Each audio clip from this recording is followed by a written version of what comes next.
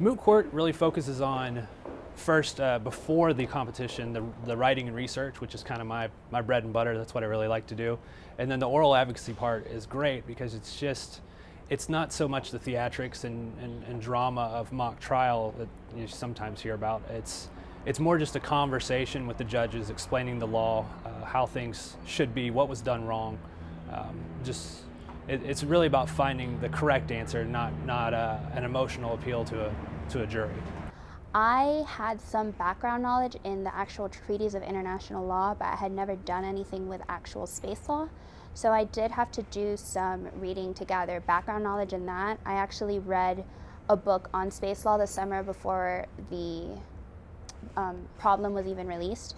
So I did that to sort of prep for it. And then we worked on our brief, I would say maybe for 4 to 5 months.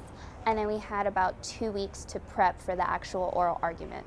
This competition has a great number of experts as judges. Some competitions you'll have just attorneys that happen to be in the area, or even students in some cases. But this, you've got attorneys for Boeing and for NASA. People that really know the material. And some of them, in one case, there was a judge that I used an article that he wrote in our brief that was sitting on one of our panels. So you really have to be on top of your game.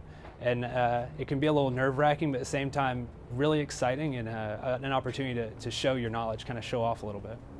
It was somewhat intimidating just because it was my first moot court competition, but I learned a lot just from round to round. And the judges told us themselves, they saw the improvement from first round to second round to third round, and I felt it too. It doesn't quite feel real yet. Maybe it will once I'm done with graduation and get through these last few weeks of school, but it's funny because my teaching assistant for legal writing my first year competed in this and won the world finals back in 2011, and that's how I first found out about this competition. And I talked to her about it. I told her I want to win this competition too.